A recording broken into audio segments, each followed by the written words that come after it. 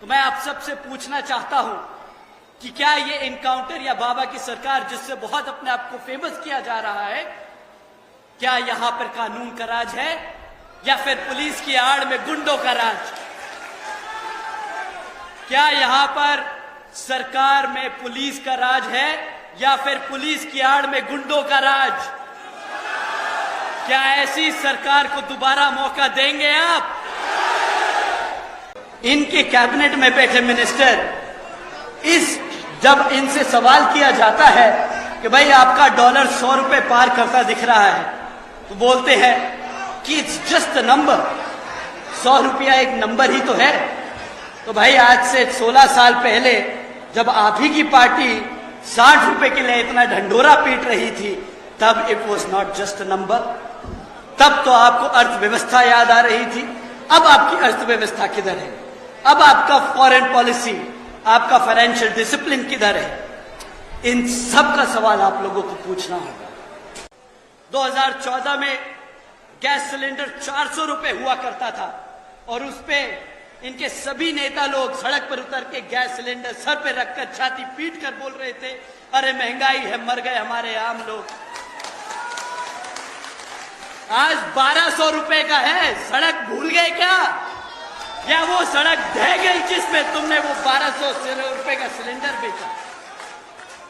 संविधान आपको मौका दे रहा है कि इस सरकार को बदलने का, अपने भविष्य को बदलने का, अपनी माताओं बहनों को सुरक्षित करने का, अपने बच्चों को एक बेहतर भविष्य देने का इस बारी मौका मत छोड़िएगा। हाथी के सामने वाला बटन दबाकर इस कमल को कीचड़ से खिंचाड़ फेंक देगा। 60 रुपए का पेट्रोल बहुत महंगा हो गया था इन सब के लिए। 60 रुपए का पेट्रोल, गाड़ी चलाना बंद कर दी। अरे बोला कि इतना महंगा पेट्रोल है, अर्थव्यवस्था बिगड़ जाएगी। और आज जिसका पेट्रोलियम मंत्रालय ही नहीं है, वो ही जाके कागजों पे साइन करके बोल रहा है मैंने E100 ले आया। आज आपको मिलावटी तेल मिलेगा। आज भी E20 का मिलावटी पेट्रोल का तेल, पेट्रोल का भाव 110 रुपया कर दिया है। गन्ने का रस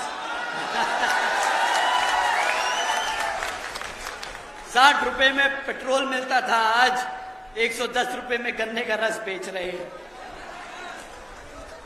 मैंने बहुत लोगों को देखा गन्ने के स्टैंड के बाहर जाके खड़े होके बोलते हैं, अम्मा मैंने तेल तो भरवा लिया है, घर पे लोग आए हैं, उनके लिए भी थोड़ा सा कैन से ही निकाल लूंगा, गाड़ी के पेट्रोल के टैंक से ही निकाल लूंगा।